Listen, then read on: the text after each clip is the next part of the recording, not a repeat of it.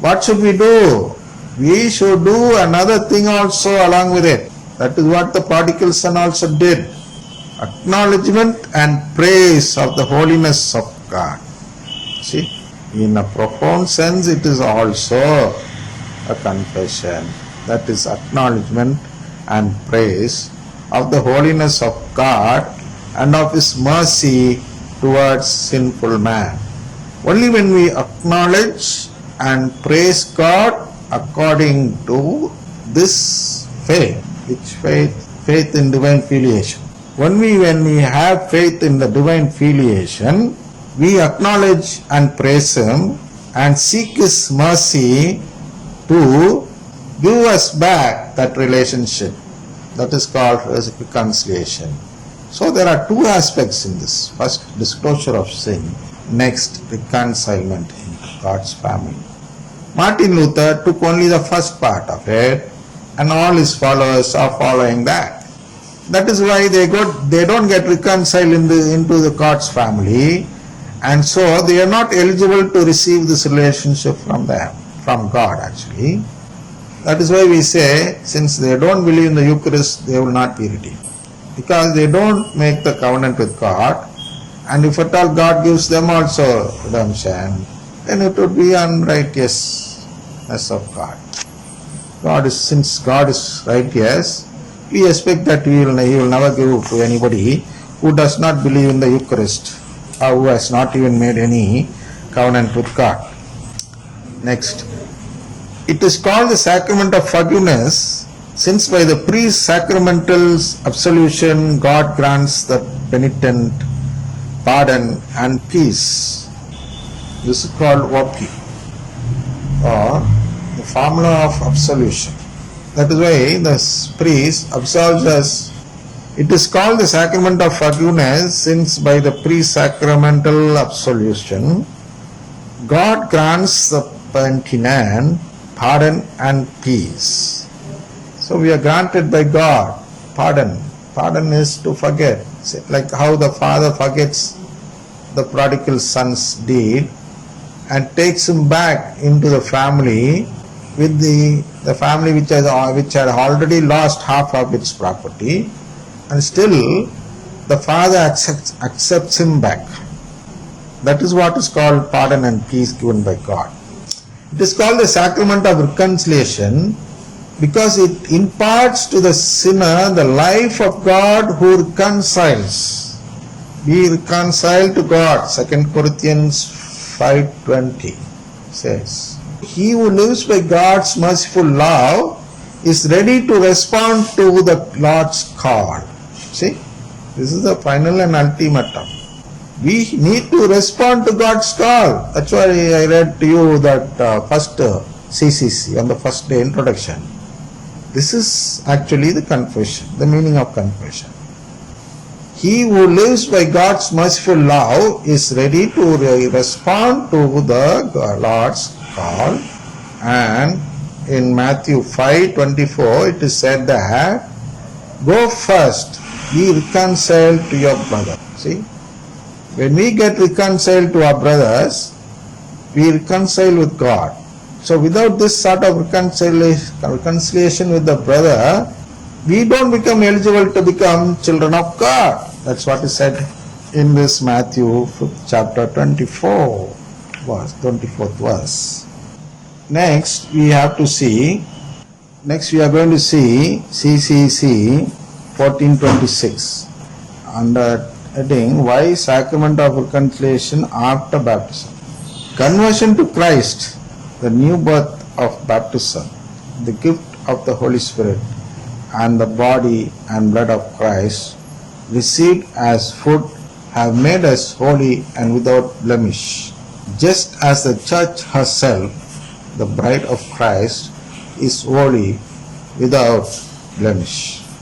Nevertheless, the new life received in Christian initiation has not abolished the frailty and weakness of human nature, nor the inclination to sin that tradition calls concupiscence, which remains in the baptized, such that with the help of the grace of Christ, they may prove themselves in the struggle of Christian life.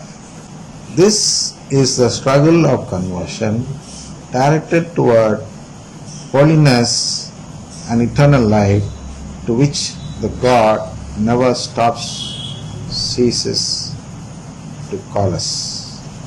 See, God is calling us. We already saw.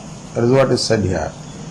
This is the struggle of conversion directed towards holiness and eternal life. Conversion.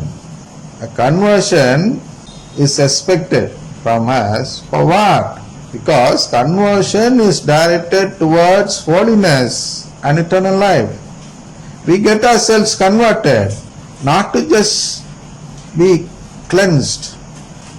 We get ourselves converted to get eternal life. What is eternal life? That is the membership in the family of God. So the ultimate purpose of conversion is to become a family of God, a member of the family of God. Once you don't believe in the family of God, then you need not have any conversion or any confession or anything like that. So this is a struggle we have. That struggle only is explained here in 14:22, and try to do it.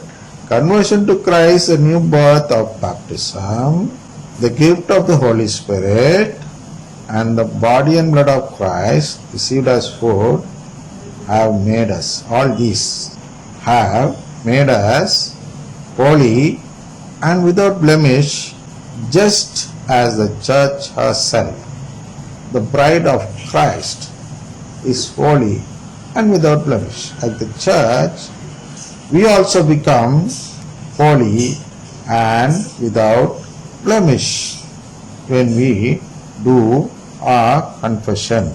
Ephesians 1st chapter 4th and 5th chapter 27 substantiates this.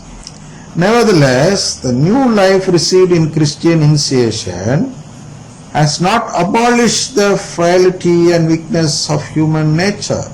Just because we say that we only seek God's relationship, we should not do away with it. With what? With a sin. We should not forget that sin is a sin. So that is called frailty and weakness of human nature. Now the inclination to sin, that tradition calls concupiscence. So these are all weakness which man has, which remains in the baptized, such that with the help of the grace of Christ, they may prove themselves in the struggle of Christian life. So, with the help of Him, though we are weak, we can prove ourselves with what? With the help of the grace of Christ. We already saw what is grace. That's why we explain what is grace. Now don't ask me to go again to grace and waste another half an hour. So you should remember what I said about grace. Otherwise go to the chapter and see grace of Christ. What is grace of Christ? So through that grace we become holy and without blemish. And thus we all become eligible to be children of God. And that is what is said here. This is the struggle of conversion directed toward holiness and eternal life, to which the Lord never ceases to call us. He never stops or never ceases to call us. He just keeps calling and calling and calling. We sin and sin and sin, and He keeps calling and calling and calling.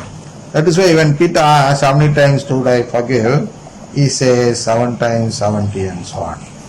There is no counting on it. 7 times 7 means fullness, as long as you live. Like nowadays we say 24/7. That is throughout the whole year, not a second left out. Like that, if you want to say something that you should do throughout your life, you should say that 7 times, sir. Throughout our life, we should keep coming back to God, and throughout our life, we should keep forgiving people who sin against us. That is what is expected here in 1426 CCC.